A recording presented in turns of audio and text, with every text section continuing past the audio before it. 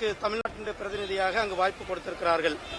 அதாவது பிரதமர் வரலாற்று சிறப்புமிக்க 3வது முறையாக வெற்றி பெற்றிருக்கிறார்கள்.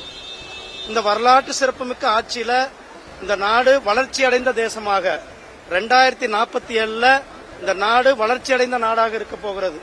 அந்த விஷன்ல அந்த மிஷன்ல ஒரு பங்காக இருப்பது எனக்குடைய பெருமை. அதுல தமிழ்நாட்டினுடைய பிரதிநிதியாக நம்முடைய பிரதமர் திரு நரேந்திர மோடிஜி அவர்கள் வாய்ப்பு கொடுத்திருக்கிறார்கள். அதே நேரத்தில் மாண்புமிகு உள்துறை அமைச்சர் திரு அமித்ஷாஜி அவர்களுக்கும் பாரதிய ஜனதா கட்சியினுடைய தேசிய தலைவர் மரியாதைக்குரிய திரு நட்டாஜி அவர்களுக்கும் தேசிய அமைப்பு பொதுச் செயலாளர் திரு BL சந்தோஷ்ஜி அவர்களுக்கும் பாரதிய ஜனதா கட்சியினுடைய மாநில தலைவர் சகோதரர் திரு அண்ணாமலை அவர்களுக்கும் தமிழ்நாட்டினுடைய தேர்தல் பொறுப்பாளர் திரு அரவிந்த் மேனன்ஜி அவர்களுக்கும் திரு சுதாகர் ரெட்டிஜி அவர்களுக்கும் தமிழகத்தினுடைய